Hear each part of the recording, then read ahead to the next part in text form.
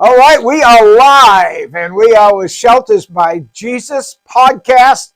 We are so excited you're here, and continue to follow us. That is so exciting for us. Thank you for doing that. Also, thank you for all of you that subscribe to my podcast, to my Saturday night streaming, the ones that hit like, because that helps us.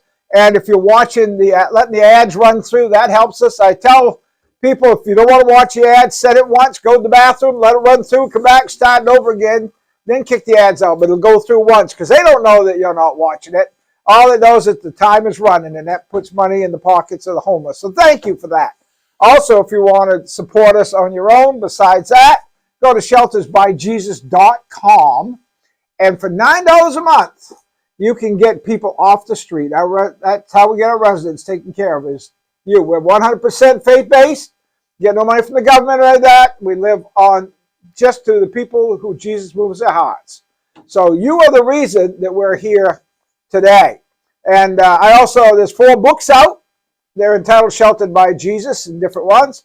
They're about the miracles and everything going on here over the last 15 years. They're written by the dumb hick from Skowhegan, me.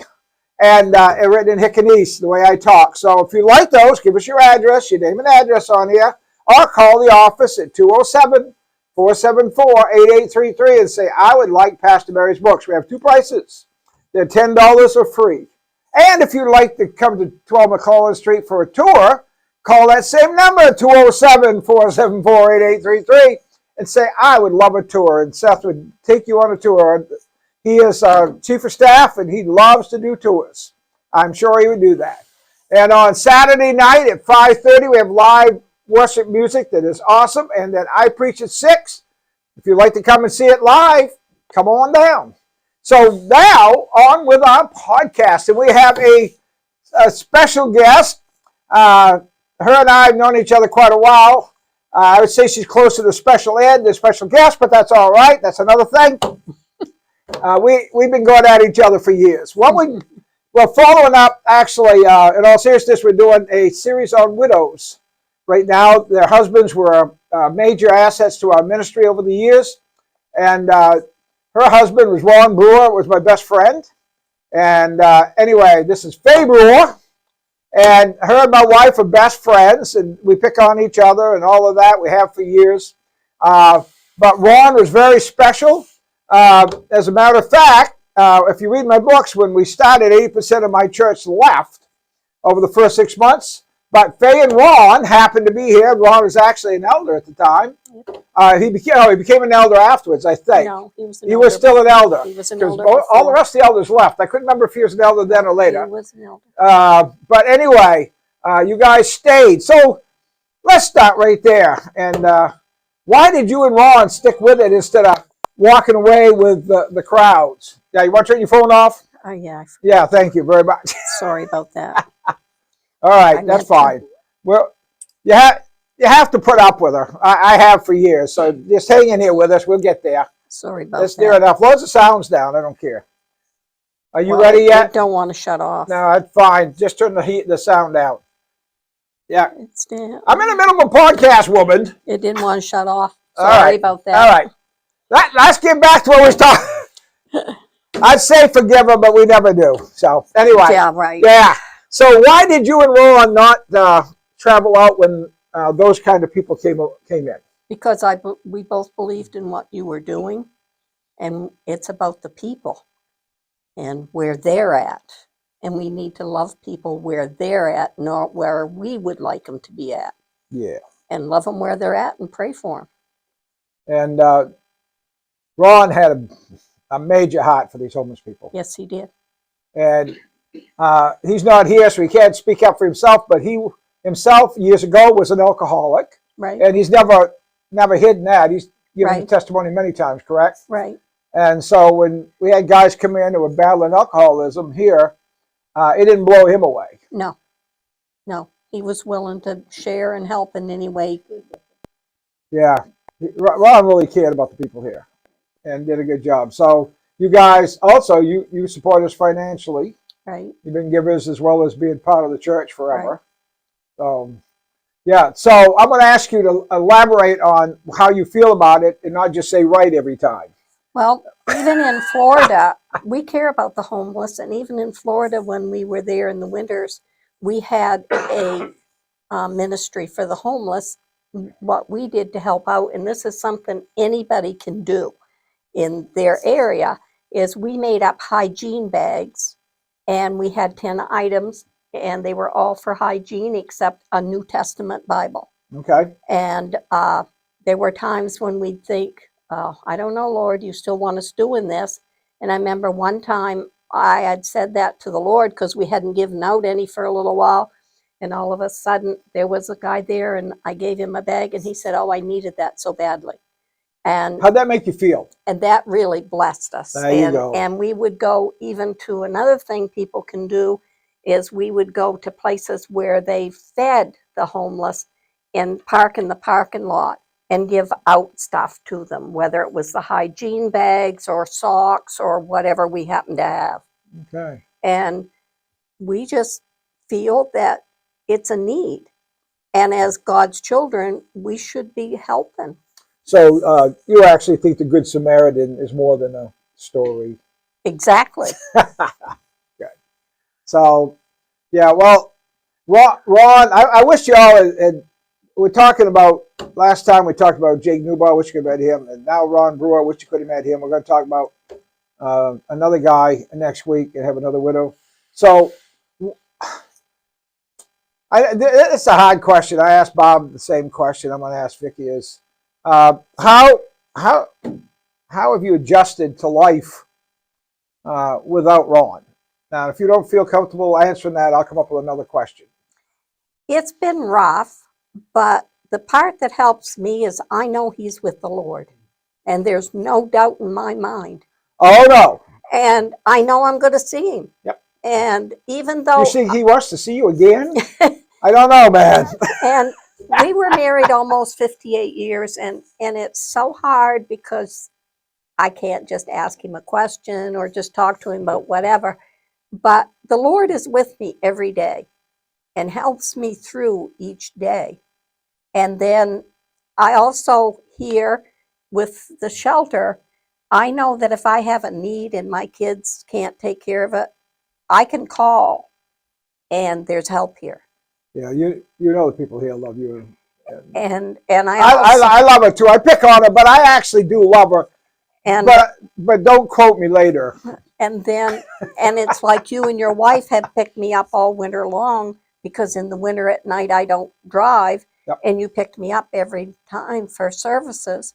And Seth, if I need something, we jaw at each other, but if I need something, he's there, and all I got to do is call him. Well, that's one thing the shelter has made it a point of, is if the widows need help, we have been there. We've Right. tried to be. Right. I didn't ask Bob this, but it just come to mind. You understand this thing scripted, right? Right. I don't have any papers.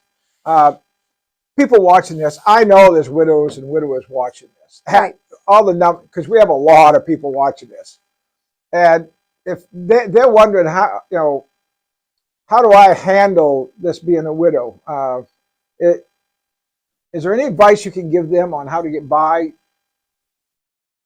What would you say to a widow? I mean, I can't talk as a widow. Well, it's hard because if they know the Lord, I mean, you really have to lean on the Lord. And don't just sit in the house and get the poor me's and get on the pity pot. Try to do something for someone else and try to get busy, stay busy. You know, I was thinking that anybody, just a retiree, can get depressed if they don't do anything, and be double worse, twice as bad, or however you want to put it. Being alone and being a widow or widower, I would imagine. If you're not busy and you're sitting there, your mind goes places you don't want it to go. Right. Right? Right. I call that stinking thinking. Well, that's a good thing. I mean, I've been married. We've been married almost 51 years. Yeah, 53. 53. Oh, married yeah. 1970. That's right. And if my wife is away overnight helping my daughter and stuff, or when she helped her mom overnight, man, I had to do something. It was like the house was this empty. It was like being almost in a tunnel, empty. It's like it didn't echo, but it felt like it echoed. Right. And you're upstairs, and she's always downstairs, and you want to haul her down and say, wait a minute, She's not there. She's not there. Right. Now, praise God, I know she's coming back there. So what I really feel for those that have been married a while and their spouses are gone, and it's good to hear from somebody that's experiencing that how they themselves individually handle it.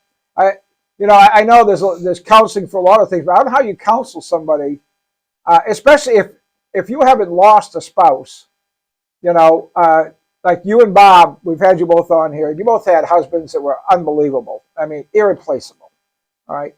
But if you haven't lost a spouse, it's awful hard to look you in the eye and say, hey, I understand. That's something I don't like to hear. If they've never experienced it, don't say that to me, because you don't know what it's like. Absolutely. And I know that because I lost parents and sisters and brothers and Yep. and all of that, and one was in a real bad accident, but it's not the same. And I am thankful I have a wonderful family that's there for me, and if I need something, they're right there. But I also have a really super good friend that calls me every day Yeah. just to check on me, to make sure I'm doing okay, and just to chat a few minutes. But I don't think she realizes how much that has meant. Yep. And I can vent to her, and she is okay with that. Yep. And I'm thankful for that. But so people need that too. So sometimes people just need to be listeners. So maybe if you're watching this, guys, and some friend of yours, a church member, has just become a widow or widower, just you've heard Faye explain what a neat thing it is if you just pick a phone up. Even you say, I don't have time to run to somebody else. Pick a phone up and say hi. The homeless have their hurts, Right. and that what they're dealing with, and we bring them in here. We know what to do then. You give them food, you give them clothes, you give them a bed. But the loss for loved one, you can't just walk through a door and hand them stuff. And sometimes what you don't realize is how important you are with just a little phone call, because it'll break up a day. That's right. So this ministry, what does this ministry mean to you? I love this ministry. I just have seen so many people helped that have come in here with no hope and hurting so much, not just materialistically, Yep. but emotionally, spiritually, everything. And they leave different. They do, don't they? Yes. Yeah. That's And pretty praise God. It's all because of him. Yep. And I'm just thankful to be a part of it. cool. Yeah. Yeah. And I know Ron will be pleased that you're still a part of it. Yes. And people are watching this, and I usually mention this on every podcast. They're probably some of them going, I've heard that before, but some maybe for the first time. But if they're watching and thinking about, I wonder if this is a ministry that's worth my investment. Is it worth putting $9 or whatever into it, or donating to it or whatever? What would you say to them? I would say definitely don't be afraid to give, because I'm a person that if I don't believe in something, I'm not going to support it. Okay. I might get all kinds of things in the mail wanting a donation. Yep. But if I don't think it's good, I'm not giving. And it's the same way when I used to sell stuff. If I didn't believe in it, I wasn't going to try to sell it to you. Well, it's the same way. If you don't believe in something, then why support it? And you believe in this ministry? I definitely believe in this ministry. And I know that it's God ordained, and he's here and he's working. And part of our ministry that you supported with some stuff, I believe, is our sewing ministry. Yes. You've helped out with that, donating stuff, right? Yes. So what do you think of the classes and stuff that we're doing? Well, I think that's wonderful because a lot of people don't know how to do anything, really. I mean, there's people out there that even though they're not homeless, need to realize that they could come and take a class. Yeah. And benefit, because there's people that don't know how to sew a button on. And I have a friend that, well, if she gets a hole in something, she can't fix it. She heaves it. So we Well, have the homeless, but we have the helpless too, right? Right. And you got, when you got kids, if you can sew and mend their clothes and make stuff for them, Yeah. it's a big plus. Well, right now, the cost of everything, I mean, it's so horrendous. Right. And all these people, now the rent's going up so much, they're having a hard time paying their rent, let alone going out and buy clothes for their kids or whatever. So, yeah, I agree. And we have a great teacher. We have that young girl, 78-year-old girl, Yes, that's doing all the awesome. teaching. Isn't she awesome? Yes. She's fantastic. God has blessed us with some good help and good friends. Right. And before I go off here, I want to just tell you how special Ron was. He's my friend, but more than that, he loved the homeless. He had a heart for Jesus like you can't believe. And just before he went, he tried comforting me because I was hurting because he was leaving. And this is the last picture I had of him. His hand was up in the air, and he pointed up, and he patted me on the shoulder. And it's hard to believe a guy that's ready to go be with Jesus wants to comfort the guy that's going to be left behind.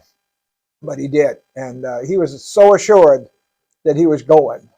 And you need that assurance. That's one thing. I know if Ron was here right now, he would say the best thing you can do to start with is to find Jesus as your Savior. He'd tell you that in a heartbeat. Yes, he would. Have that same hope that Ron had. So when your time comes and somebody's sitting there crying over you, you just point your finger up and go, it's okay, and then pat them on the shoulder because they're going to be more alive than they ever were when they were here. And that's the hope they have. And I'm going to end on that note. So I'm going to say thank you for watching. Please subscribe if you haven't. Please hit like if you haven't. Please share it on your Facebook page. Yes. To your friends, to your family, to anybody. Get it out there because that's going to help take care of the homeless. And I hope you're enjoying these podcasts. We're trying to do a variety of them.